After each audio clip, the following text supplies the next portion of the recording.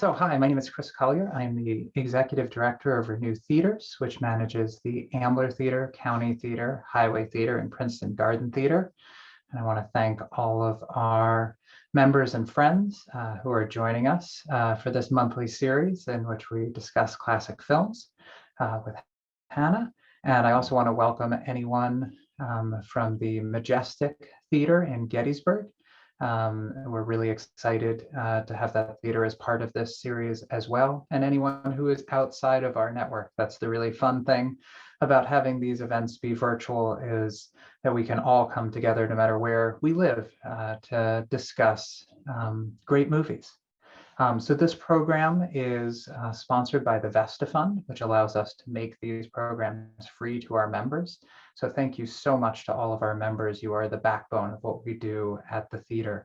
And thank you to the Vesta Fund for allowing us to have this program, for supporting it, and allowing us to bring these educational programs to everyone, and especially our members.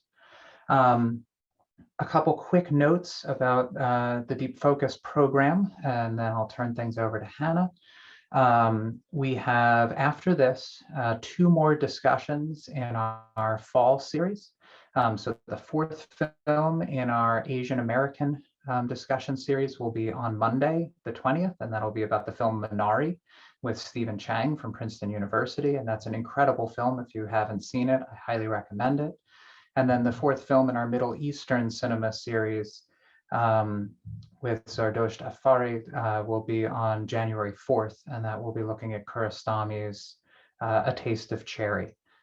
So those have, and all of the previous installations of those discussions are available on Eventive as well. If you're a member, you have access to all of those previous titles. We are also working very hard to line up all of the 2022 events. As we've mentioned in the past, Hannah will be back monthly for all of 2022. And I know we've at least got 1 title to announce, and there'll be more coming on that. But just as a tease, Alan Eametz, who's here, will be leading a discussion on The Earrings of Madame de in February, which will be really wonderful. That's an incredible film by Max Ophuls. And we've also been working with an incredible lineup of speakers to put together a 6-film series, we hope, analyzing the French New Wave. And there's some great scholars who will be leading us through there. So look for announcements soon as we get that lined up, and we'll have more to announce as we get closer or more into 2022. A couple Zoom reminders. The request that everyone please stay on mute, especially during Hannah's presentation. And then, since we do have so many people, ask you to use the raise hand feature, and then I will call on everyone and help moderate the call. I might be able to see you if you physically raise your hand on camera, but there are so many people that I can't see all the screens at once. So using the raise hand feature within Zoom just jumps you to the top of the queue there. And then hopefully later on, we might be able to open it up just to general conversation instead of patiently waiting in line. Of course, the chat is wide open, and we encourage everyone to participate in the chat. There's often a lot of lively sidebar conversation and notes and IMDb sleuthing going on there that help feed into the main conversation. And lastly, before I turn things over to Hannah, I did want to say happy birthday to my mom, who is on the call tonight and who is a huge Hepburn and Tracy fan. So thank you to Hannah for selecting this film on my mom's birthday and tying that all together. So that's perfect. So without further ado, it is my pleasure to turn things over, as always, to Hannah Jack. For those of you who are new to this, we are thrilled to have Hannah leading us through this. She is a writer for Turner Classic Movies and has scripted many of the introductions that you see the host read on that program. And she has a wealth of knowledge, and we are so happy to have her leading us again on another classic Hollywood film. So Hannah, over to you. Great. First of all, happy birthday to Chris's mom. And I'm so glad that this worked out. I'm also a huge Hepburn and Tracy fan, so I'm excited to talk about this movie. Very, very excited that this is now a year that we've been doing this. We got started last December, and so many of you, I'm just so touched and grateful that so many of you have been coming month after month to join, and I'm really looking forward to continuing. This is the end of this year. It's not the end of this series, though, as Chris said. And I am excited to announce next month's title, as we've been doing up front at the start of these talks. So next month, I wanted to do something that would have, be like an undisputed classic to kind of get the year started on a real high note. It is a musical. There were requests for musicals when we talked High Society, and this is one of the ones that came up. I also wanted to do a movie that would be celebrating a big anniversary in 2022, because there are a lot of movies marking important anniversaries. So, drum roll, we are celebrating the 70th anniversary of the 1952 classic Singin' in the Rain. So we will be talking about Singin' in the Rain in January. There is a lot to discuss about the making of that movie, and certainly a lot to discuss about that movie itself. So I hope that you'll join us. It's going to be on Tuesday, January 18th. So mark your calendars. And Singin' in the Rain, I know, is widely available to rent and stream. So definitely, I'm sure you've seen it before. If you haven't, I envy you. And we'll be back to talk about that in January. But in the meantime, when I see some excitement in the chat, so great. In the meantime, we are going to talk about another kind of upbeat movie, and that is Desk Set. And I do know that this is one that people land in all kinds of places with this movie. For some people, I know that this is a tried and true favorite, and for others, it doesn't quite work. And I'm happy to hear all of the opinions from across the spectrum, and thoughts about just Hepburn and Tracy too. So I'm going to go ahead and share my screen. Let me get this going here. This always takes a second. And share some images with you. Here we go.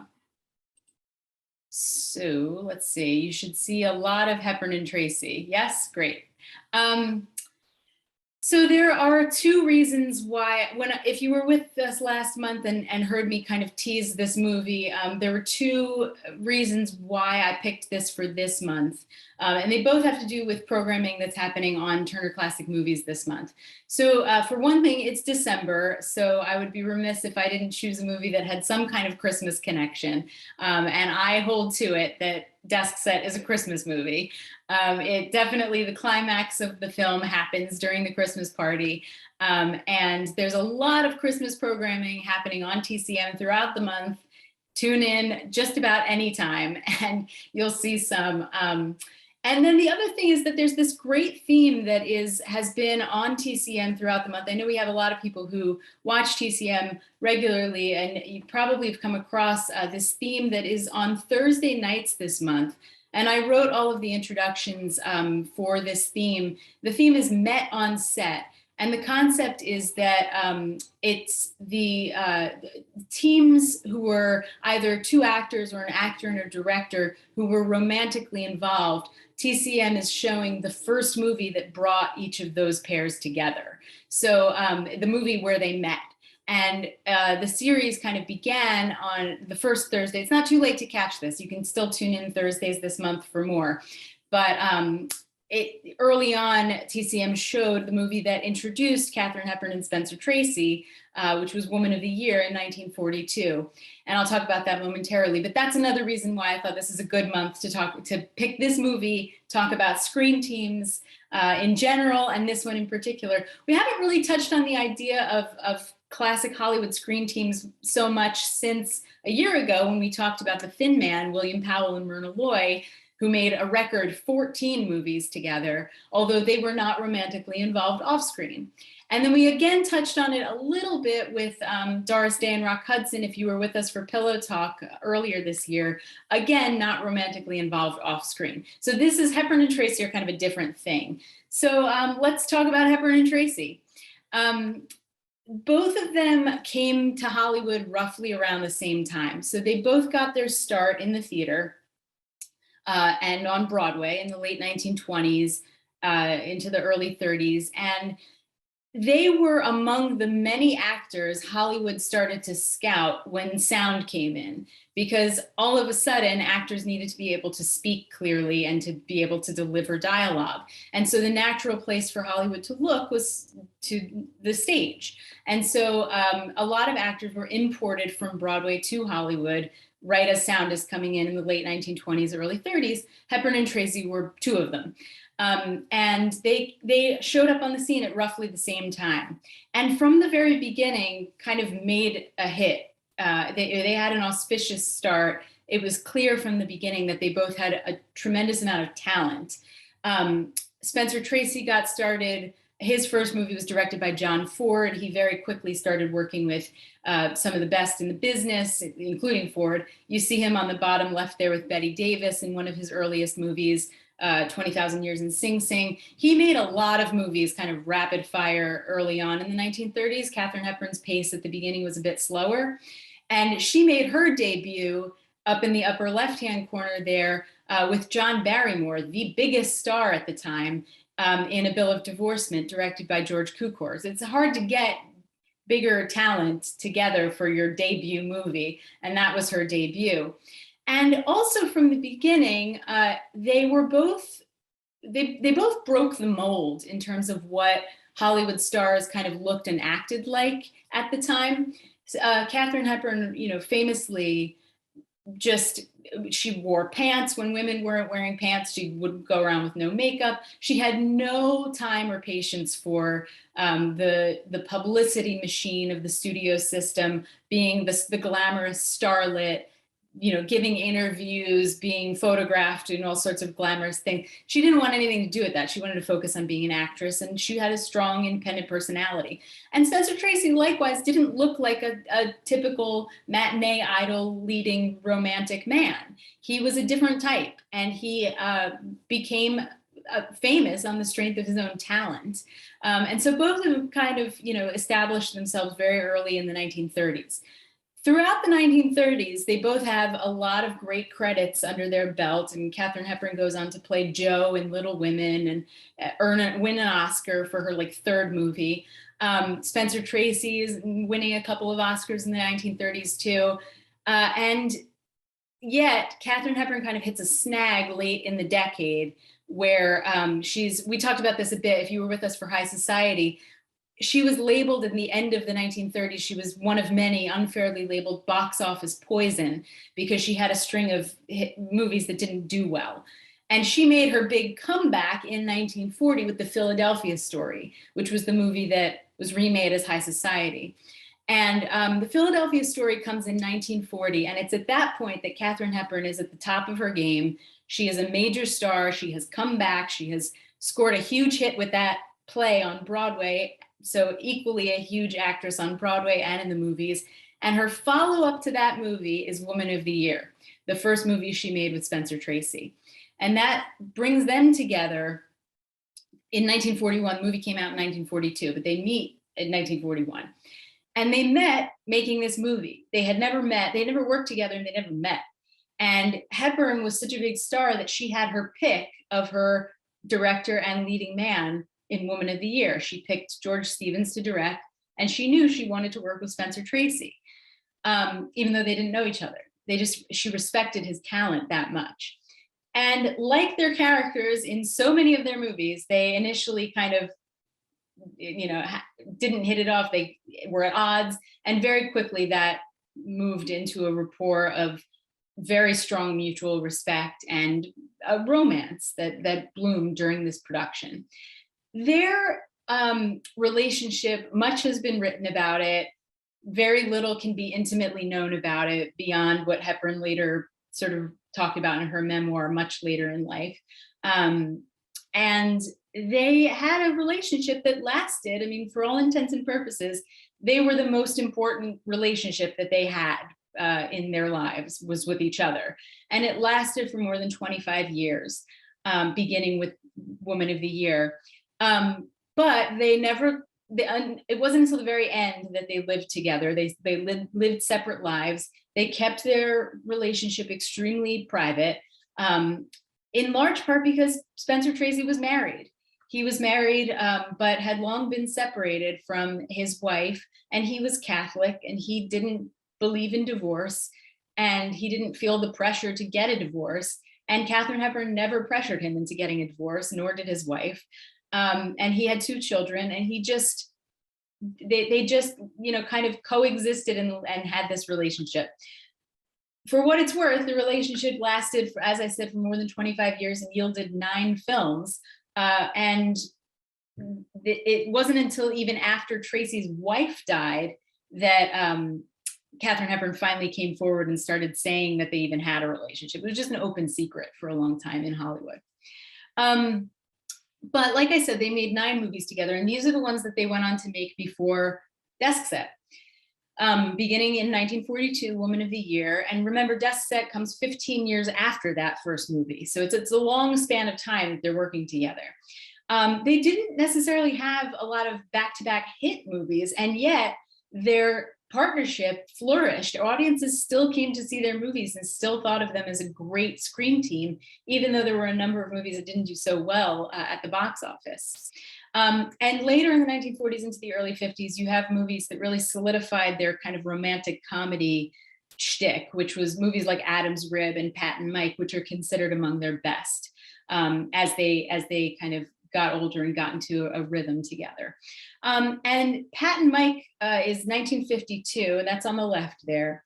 And it's not for another 5 years that they come together for their next movie, which is Desk Set. So by the time Desk Set comes along, audiences hadn't seen Hepburn and Tracy on the screen together in 5 years. Both of them had also left MGM, which had been their home studio for a long time. So this was their first movie away from MGM. All of the ones I just showed you were made at MGM. This was the first one away.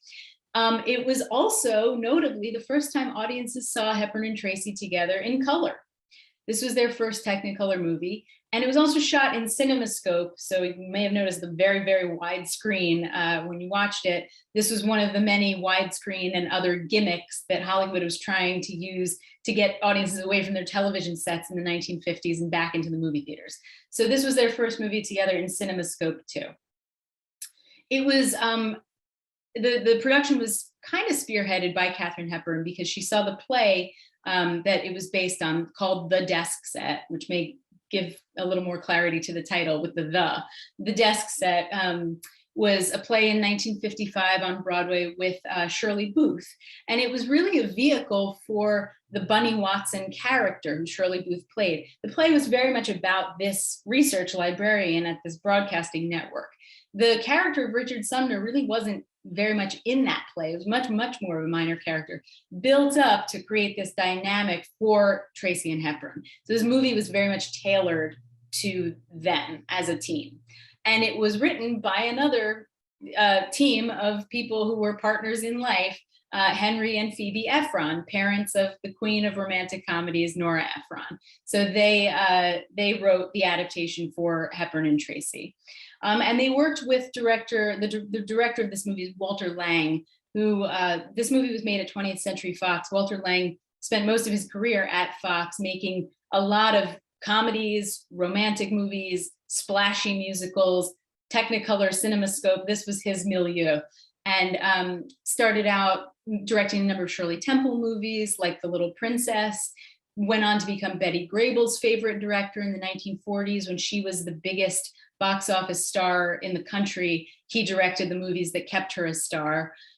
He then made had a lot of success directing big splashy CinemaScope musicals like There's No Business Like Show Business.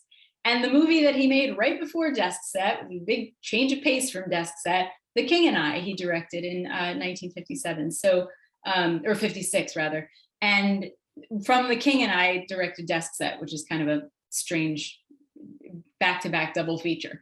Anyway, so Spencer Tracy, going into this movie, Spencer Tracy felt absolutely sure this would be his last movie with Katharine Hepburn because he felt that he was too old at this point to be doing this kind of romantic comedy, which is, maybe something that occurred to you while you're watching, that they are older in these roles. He was 56 years old, which is a little bit strange to think of because I think he looks so much older. He had years of heavy drinking and not taking care of himself. aged Spencer Tracy a lot faster than he should have aged. And he apparently said to Hepburn, who's going to want to hire us after this? But they did continue to work. Tracy went on to make some of his best later movies after this, like Inherit the Wind and Judgment at Nuremberg. It's a Mad World.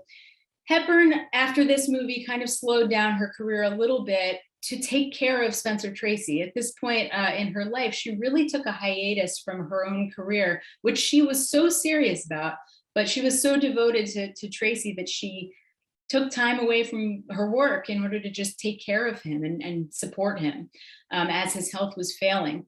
And unlike, against what Tracy predicted, this being their last movie, they did make one more movie together 10 years after this. They teamed up again for Guess Who's Coming to Dinner, which is a very different film from all the other ones that they made. And again, ranked pretty high among Hepburn and Tracy fans. 17 days after making Guess Who's Coming to Dinner in 1967, Spencer Tracy died. He did earn an Oscar nomination. It was earned posthumously. Hepburn went on to win the Oscar for her performance in this movie. And while this was Spencer Tracy's last movie, it was not even Katharine Hepburn's last Oscar-winning movie. She went on to win 2 more Oscars for The Lion in Winter in the following year, and then in 1981 on Golden Pond. Her career continued into the late 1990s. She died in 2003, but she had a long, many decades after Spencer Tracy and continued to work. And it's hard to talk about this pair without talking about their Academy Awards record, because it's stunning. Between the two of them, they have 21 Oscar nominations. Katharine Hepburn was nominated 12 times, and she won 4 Oscars. That remains the record for the most that any actor, male or female, has ever won. Meryl Streep has not caught up with her yet. She has more nominations, to be fair, but Katharine Hepburn still holds the record with 4. And Spencer Tracy also made history in Academy Awards history as being the first actor to win twice in a row. He won 2 consecutive Oscars in the 1930s for Captain's Courageous and Boys Town. A note about the supporting cast, because it's terrific in this movie. A lot of fun faces here. So Gig Young, who plays Mike Cutler, this is classic Gig Young as Gig Young in so many movies. He played the second banana, the carefree bachelor, the executive type. So this was very much his thing at this point. He won an Oscar later, though, more than a decade after this, for They Shoot Horses, Don't They, as the MC. Very different kind of role, but when he departed from his usual thing, he scored big. There's also Dina Merrill, the socialite and heiress. This was her on the right-hand side there. She made her film debut here. And then, of course, the one and only Joan Blundell, who I think is in many ways steals the show at certain points.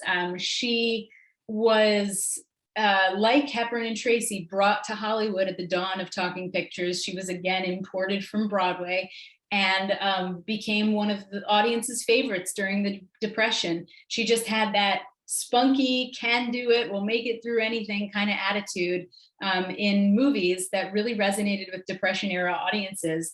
And she frequently played, chorus girl or wisecracking gold digger in Depression era comedies and musicals.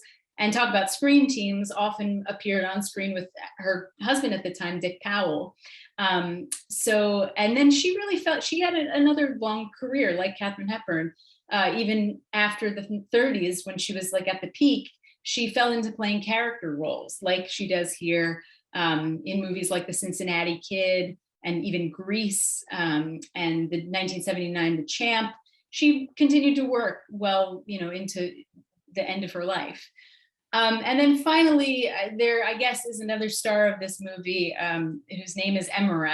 And this was Desk Set, for all its fluffiness, I think, was also kind of a landmark movie in that it was the first film of its era to deal seriously with the issue of computers in the workplace, and the organizational and professional kind of implications of this new thing that was still very recently on the scene. And what you're looking at here are two magazine covers of two of the biggest magazines, in the country at the time, in the mid 1950s, with cover articles that it's hard to see, but I'll read it to you. One of them is, "Can a mechanical brain replace you?"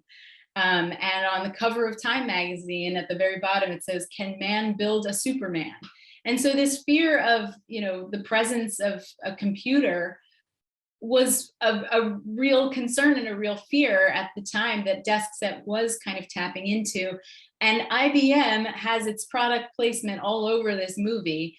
It was not just product placement, it was also a conscious kind of effort to reassure the public that the computer is not the enemy. So that this is a happy ending, I think, for human beings in this movie. The computer is not there to take over yet, but it is there to assist. And so that kind of message was very deliberately woven through this.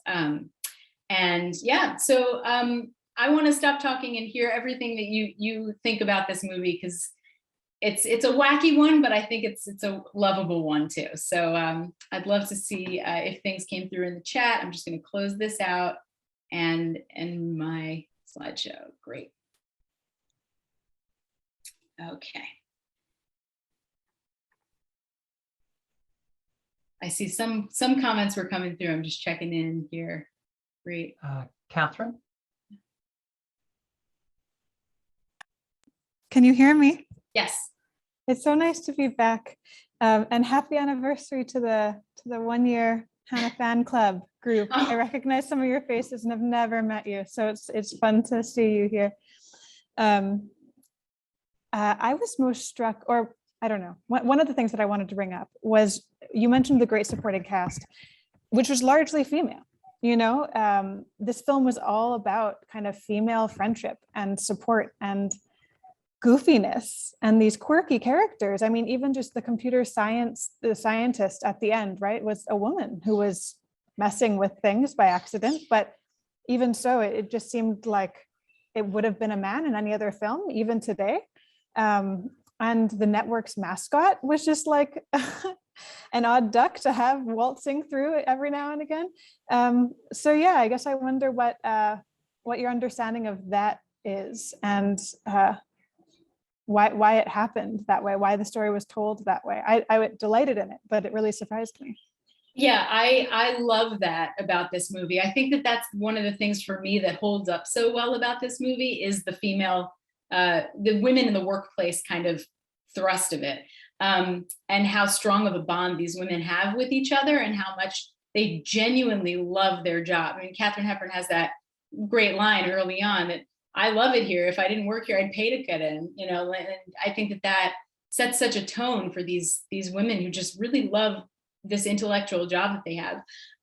It was based on the stage play was inspired by a real life female researcher, I believe at CBS, who formed the model for Bunny Watson. So I think that as far as like the why, I think that kind of sets the tone for that department. But I'd love to hear your other people's thoughts about that, because it's a great topic. What your reactions were to the women in this movie. Alan? Yeah, my comment unfortunately goes in a different direction. So I'll be brief, because I think this thread about the women in the film is really interesting. But for me, the delicious high point in the film comes fairly early. It's the rooftop lunch scene where he's giving her this, intelligence quiz based on math and logic. And I'm wondering, I've never thought about this, but I wonder if it's their longest sustained two-character scene of all of their movies. It might be, because it's just two professionals acting this, fun but not very deep script, but they invest it with so much character. I mean, she's eating a sandwich and shivering and thinking and talking, and they're flirting, and it's everything all in once. It's really a delightful way to just kickstart what this film is going to really be about. Absolutely. I love that scene. One of my biggest pet peeves in the movies and in television shows, whatever, is when actors have food in front of them and don't eat it. And it is a masterclass. If you just go back and watch that scene in acting while eating and finding those breaks and finding those beats and making the comedy land and shivering and making the cold feel real. I think it's seamless, but yeah, it's such a great point. Polly? Yeah, hi. Unfortunately, I also am more along the same lines rather than speaking specifically about the female characters, although I'll touch on them. But I agree with the previous talker that it's kind of a thin script, but it's just such a pleasure throughout to see these set pieces of these Hollywood pros, just seemingly enjoying themselves and, just knocking things out of the park, especially that lunch scene and the scene in her apartment. And, even just when she kind of swans into the office place when you first see her, every bit of it is just incredible. And even the chemistry, she has with Spencer is just breathtaking. But even she and Joan Blundell seem to really have great chemistry. Joan Blundell, just mentioned quickly, like I remember her as a kid, she was in Grease. That's a long career, because I've also seen a pre-code movie called Night Nurse, which is hilarious. It's like her and Barbara Stanwyck just like changing in and out of their underwear, out of their clothes for Clark Gable. It's so great. Yeah. Yeah. So she really had just an incredibly long career. So yeah, just a lot of pleasure in seeing that. Also, let me quickly mention that ENIAC was, I think, the inspiration for the name of the computer. ENIAC was pretty much developed at Penn, or was kind of credited with coming from Penn and being the first programmable famous computer, I guess. Yes, absolutely. Yeah. Yeah, all great points. Absolutely. And it was, yes, directly, EMIRAC, the computer, is a direct kind of hat tip to that name. Yeah. A lot of hands. Brian? Yeah, this film doesn't get talked about too much with the other Tracy and Hepburn collaborations, but I absolutely adore it. I think because Walter Lang was more of a workman-like director, he's more known as a studio director for Fox, that maybe it doesn't get the kind of reputation I think it deserves. But I, like I said, I absolutely adore it. And I like how the characters are older, that they're finding love later in life. Now, I didn't realize that Spencer Tracy, when he made the film, was only 6 years older than I am, because he looks like 78, He does. Unfortunately. I know. But I really loved that they were older characters finding each other, that they had concentrated on their careers. And it was only by this film that I found out IBM stood for International Business Machines. I would not have known that without this film. The opening credits, yeah. Yeah. And like you were saying about her friendship with her coworkers, the female friendship, it's great. They don't act catty. Joan Blundell, even though she's Katharine Hepburn's her superior, Joan Blundell is really the mother of the office. They all look to her for advice, and she's the one who can tell Hepburn that, hey, Gig Young, he's kind of using you, and if you want to go along there, that's fine. I'm just telling you. And Joan Blundell almost steals the film, and the chemistry between Tracy and Hepburn is great. And I just wish this film had a better reputation. I don't know why it doesn't. Yeah, I think it has gotten one more in recent years, because I think it's just getting more play, especially on TCM. It's off and on, and I think more people are getting to see it. But I agree. It's not, some of their other films were directed by more prominent directors who have more name, cachet. Yeah, absolutely. And it's funny when you're saying about them not being catty. I hadn't thought about that, but the only gossip monger is a man. Smithers is the one who's really, needling everybody and being kind of catty about everything and watching with a judgy eye. And it's an interesting, I think that holds up well nowadays to see that kind of dynamic in the movie. Yeah. This is a favorite film of mine, and it's not just because I am a librarian, but also the commentary that it makes about women in corporations at that period of time.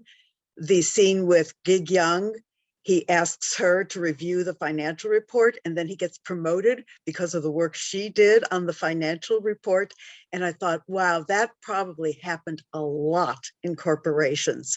The executive secretary, all these women who would not have gotten promoted to executive positions, but who clearly were capable and were doing that work. Absolutely. Yeah. Such a great point. And it really, I think it sets that juxtaposition between how Gig Young is with Katharine Hepburn versus how Spencer Tracy is. It's very clear that Tracy is ready to give Hepburn her due in terms of what she knows, what she's capable of. From the moment they first really interact, he understands what a gifted person she is. That adds, I think, a dynamic to the romantic comedy too. We'll go to Tom next, but before we do, we have so many hands, and we'll get to everyone. I just also want to say that there are so many incredible comments in the chat. Yeah, I'm so trying to catch up. The chat feed open. Please read through those as well. There's some wonderful comments and thoughts in there. Tom? So I almost feel bad saying this. To me, this movie really felt very flat. Tell us why. Yeah. Yeah, I mean, there are a couple reasons. I mean, part of it is the repertoire or whatever between, you got to love Spencer Tracy and Katharine Hepburn. I mean, they're just terrific. You got to enjoy watching them. But I thought the dialogue between them, it just didn't have the spark that I expected. I didn't see it leading up to the end where they become romantically involved. To me, it just didn't work very well. And maybe that's me. And I really enjoyed every aspect. I enjoyed the women workers. I thought Smithers was hilarious, and the scene in the car was really good. I really thought the biggest flaw in this movie was Gig Young. To me, he was a nothing. I really wanted somebody in that role who had a personality, who made, why was Katharine Hepburn with him at all? I felt desperate, and she was not the type of person who should have been desperate. I wanted somebody like, even a Tony Randall. I think back to where he had a personality. He had a lot of energy. He brought a lot. To me, Gig Young brought nothing. And so there was no tension there. You knew she wasn't going to, there was nothing for her to go to Gig Young. So, I really liked so many of the individual aspects of this movie, but overall, to me, it really fell flat. Yeah, I'm so glad you're bringing up that point of view, because I feel like that is something that, people do feel with this movie, which is why I think also it's not, held up in the way that some of their other movies are. For me, I will be honest, like years ago when I first saw this movie, I didn't think that it was one of their best. And I think that it's one of those movies that with repeat viewings, I've really found so much more. I think that a lot of the dialogue begs hearing it more than once. And I think that when you do revisit, there are, not that you need to, but if you would like to, there are moments where just the little things like her noticing his socks being two different colors. If you go back and you know that she's looking, you can find that moment where she's actually looking at his socks. And there's a lot that comes through with repeat viewings. I think that this movie gives more with repeat viewings, but definitely, yeah. Remy? Yes, hello. So as I was watching this movie, I couldn't help but compare it in some ways to my other favorite Christmas workplace rom-com of that era, which is The Apartment from 1960. A very, very different movie in many ways, but it got me thinking about that genre of workplace romantic comedies of that era, which is another, it's a very wide range. Another one that comes to mind is How to Succeed in Business Without Really Trying, which is very different from either of those other two. And what struck me about this movie is that it's from a few years before those two, and it's about these working women who have real intellect and authority in their department. And, in The Apartment and in How to Succeed also, the women are all secretaries, are all subordinate to the male characters. And I wonder if you can talk about the genre of women in the workplace. Pillow Talk also was one of them. Like there were a lot of movies of that era where women were entering the workplace in a different way than they'd ever been portrayed before. And how that sort of evolved in that decade. And also would love any recommendations of films from the 50s that also show good depictions of strong women in the workplace, because I love those kind of movies. Yeah, I mean, so I'll throw that out to everybody. If you have others that are coming to mind, just throw them in the chat, please, because this is always a great place to get other movie recommendations. Absolutely, it has such echoes of The Apartment, especially with the Christmas party that's kind of like erupting across the whole company. The women working kind of takes all kinds of forms in movies after World War II, especially. It's a whole other thing, what kinds of jobs women take on that, they started to take on during the war. And then after, I think a lot of comedies came out of like corporate workplace situations in the 1950s and into the 1960s. It was very much fodder for a lot of movies. It's a great topic to delve into more. I will definitely have to look into more, like if there was a specific trend that was,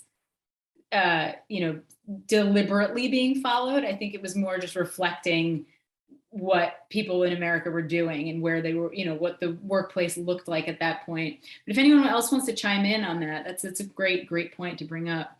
And I agree that so much of what you tend to see in these movies is the women in, the subordinate roles, the secretary, the elevator operator, the whatever it may be. And this is not that. In fact, they say, oh, let's go to legal. It's all men, but we never go there. We're just, this is, stationed in the women's domain in this place. Yeah, I see a hand. Yeah. Alyssa. Yeah. I have to, so I guess I love this film. I also love The Apartment and Pillow Talk. Very good. Love seeing women in the workplace, rocking it, killing it. And I think with this movie, I'm kind of conflicted because I see that it's sending this really powerful message about women can have a career and they can have a romantic life. But I agree with Tom in that it's just very, there's like a tiny bit of flirting, but almost not really flirting, almost just like getting to know each other, having fun. And then they're proposing, he's proposing at the end. It's almost kind of like, I wonder if they're using this history of the actors, like kind of, okay, everybody fill in the gap, they end up together. She gets the best of both worlds, but yeah, it's very much nicely tied up with a bow at the end there. Whereas, maybe they could start dating, or I know it's the times too where they're kind of like, let's get married, we don't know each other that well, right? But yeah, it's two conflicting kind of messages there, I guess. Oh, absolutely. Yeah. I think that their romance in this movie is it's an intellectual mutual respect that they forge. I think that they have a great chemistry, because Spencer Tracy and Katharine Hepburn had a great chemistry. And they don't miss a beat with their repartee. They are always giving each other the right look at the right moment and the right, and I think that kind of comes from their really natural rapport. Why do they have to get married at the very end? Of course it's rushed, but I think that there is something to be said for the romance that comes from this mutual respect of these people who are very established in their careers and they've found their match in a sense. It doesn't fit the mold of a lot of other romantic comedies. And for me, that works, but yeah, I can see why that's a drawback in some sense. Risa? Yeah, can you hear me? Yeah. Yeah, okay. Yeah, you think of the 50s. I mean, this was toward the end of the 50s, so that you can, you think of Leave It to Beaver, where the mother was just home. And this is the transition to women in the workplace, still in a supportive role, supporting everyone who's calling in for information and supporting the man, obviously, but still wanting to be married at some point, so that's, yeah, so I see it sort of as a transition. I'm sure that the women in the 60s, then you get them doing, more important jobs. But I was struck by in the dialogue and a lot of the language I heard Nora Ephron. And I heard a lot of, she was influenced, I'm sure, by her parents, but some of that, snappy repartee, and some of it just really was very reminiscent. So enjoyable. Yeah. For that. Absolutely. Yeah. Well, she got it somewhere. Yeah. Anne? Yeah, I just wanted to expand upon the women's relationships with one another.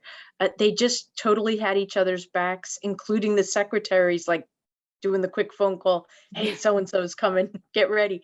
Just it was so nice to see that depicted on film, and not the cattiness and the stereotype of women around the coffee, the water cooler and all that kind of thing. And I really enjoyed seeing Katharine Hepburn sing at the Christmas party when she sang Night and Day. Like, that's just hilarious, I think. Absolutely. Yeah. I mean, I'm curious to know, because I know that there are a lot of Hepburn and Tracy fans, including Chris's mom. Or does anyone have a favorite that's not desk set? Or how does this movie compare with other movies that you've seen them together in?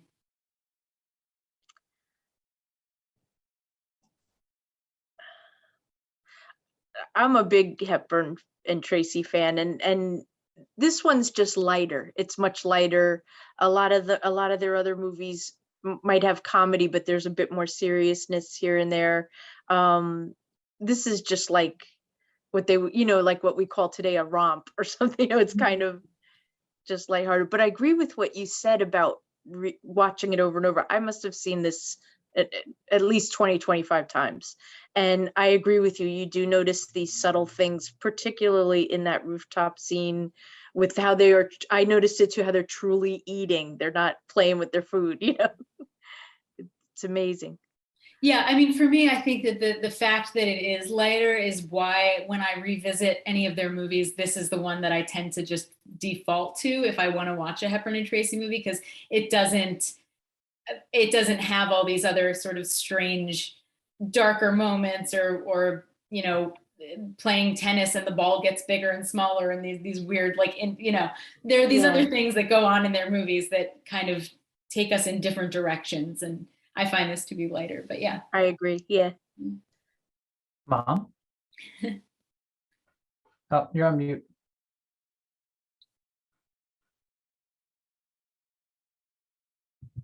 I just wanted to add that I think my favorite was Adam's Rib.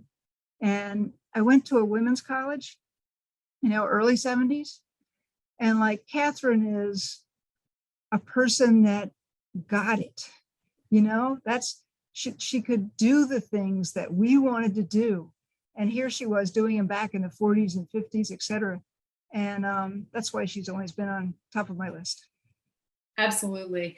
And I think that for me, Katharine Hepburn is one of those actors who gets better with age. I feel like her career, she was so young, and I always find myself even more drawn to when she's older in her roles. I think that she just, all of that strength and all of that kind of sparkle, I feel like when it comes out in the roles that she played later in her life, it hits a different beat for me. It's like, I don't know. I think that her strength is just amazing in her later films. 3 of her 4 Oscar wins came much later in her life.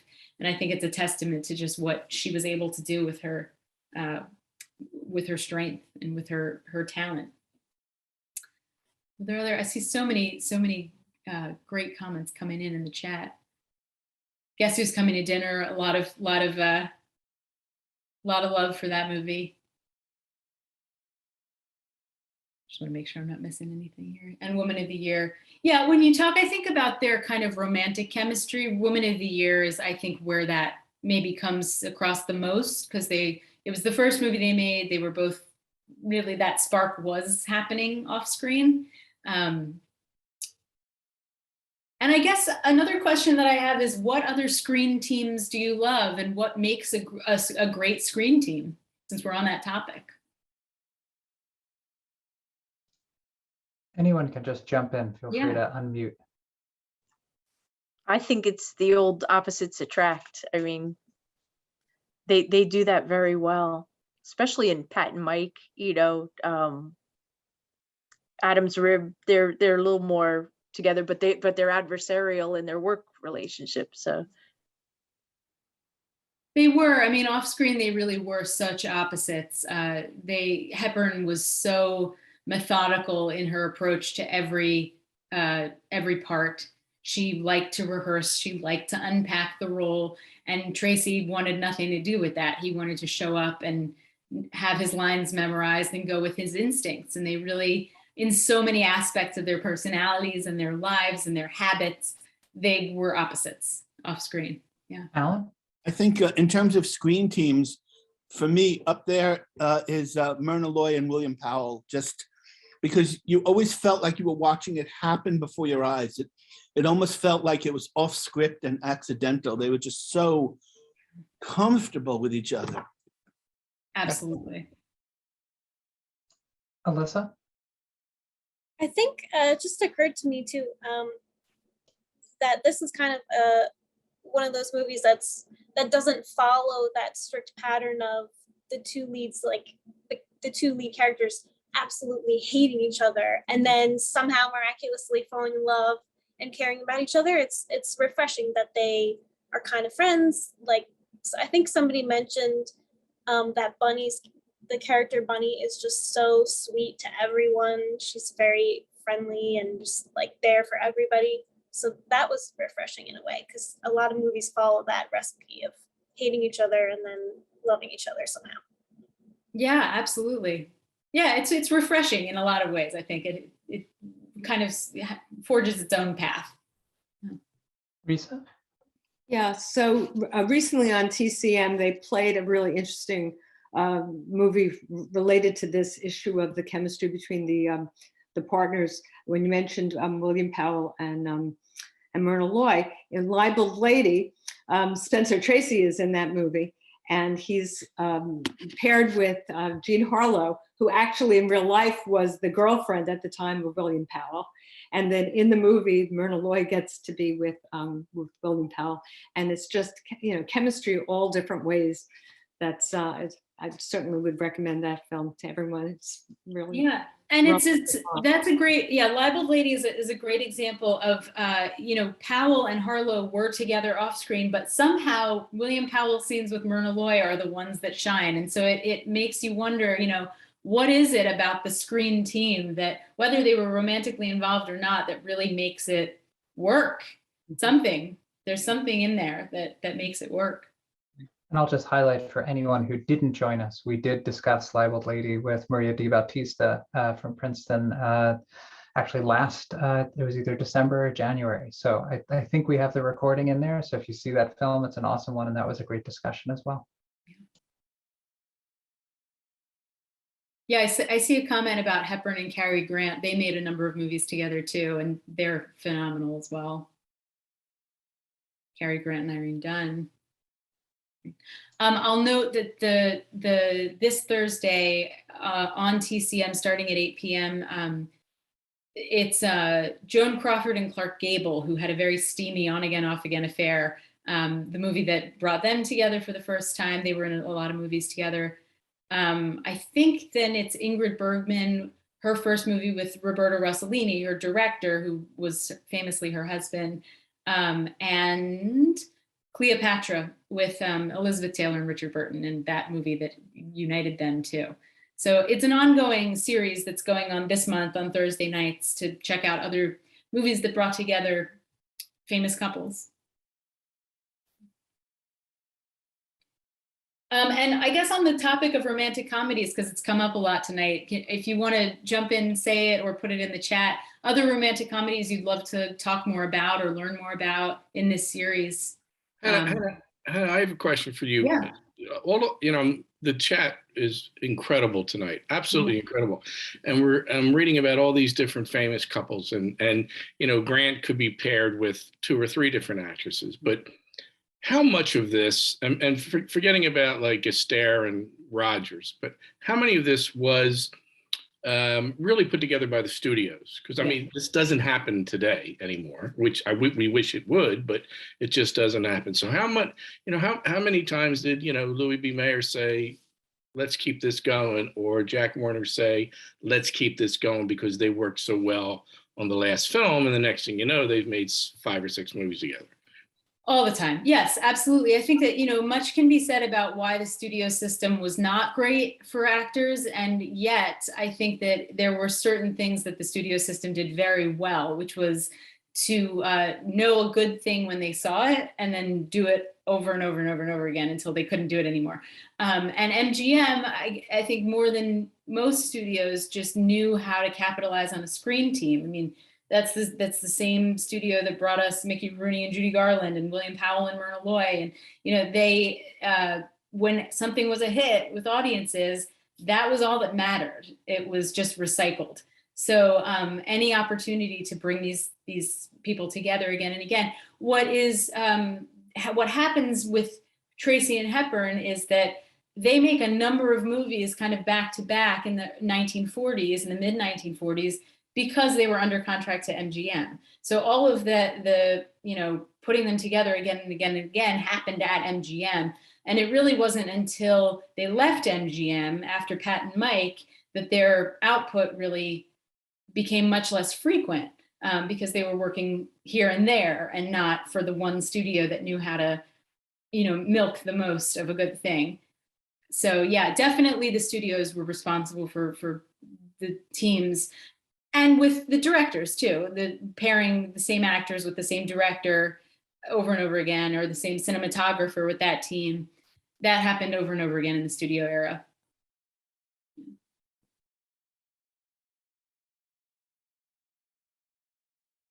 There was a question, Chris, about accessing the previous discussions, just to remind people where to go.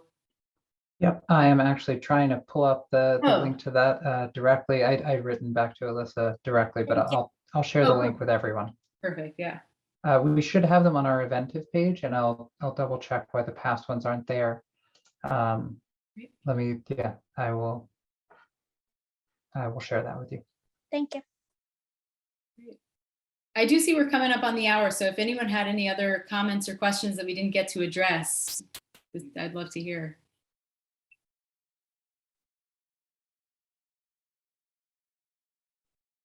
Female buddy films. This is such a female buddy film, I feel like, for me. So many people talk about Thelma and Louise being kind of like the first female buddy movie, but I think it predated that. There are some great ones.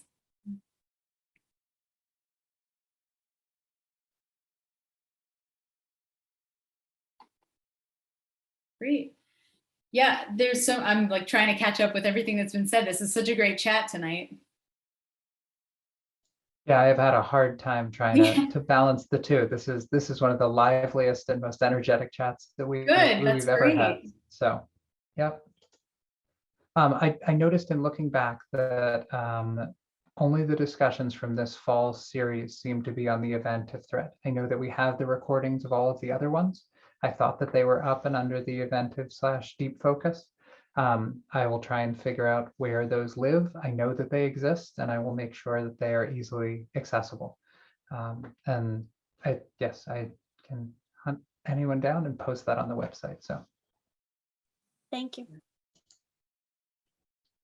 Well, thank you again, Hannah, for leading us through this conversation, and wide-ranging from both the film to famous couples to romantic comedies and everything there in between. It has been wonderful celebrating all these classic films this past year with you, and I look forward to another year of great films and to seeing you all here. Hannah, last words, as always, are yours. Thank you so much. And I know since it's, we kicked it off with The Thin Man last December, TCM is continuing the tradition of New Year's Eve with a marathon of Thin Man movies. So if you have no other New Year's plans, it's just back-to-back Thin Man movies in order. And again, check out this Met on Set series that's going on Thursday nights if you want more screen teams. In the meantime, thank you all so much for everyone who's been joining over and over again, and for everyone who's joining for the first time. January 18th, Singing in the Rain. We'll see you there. Have a great Thanks, night. Hannah. Happy birthday, And Carol. happy holidays and happy birthday, Carol. Good night, everyone.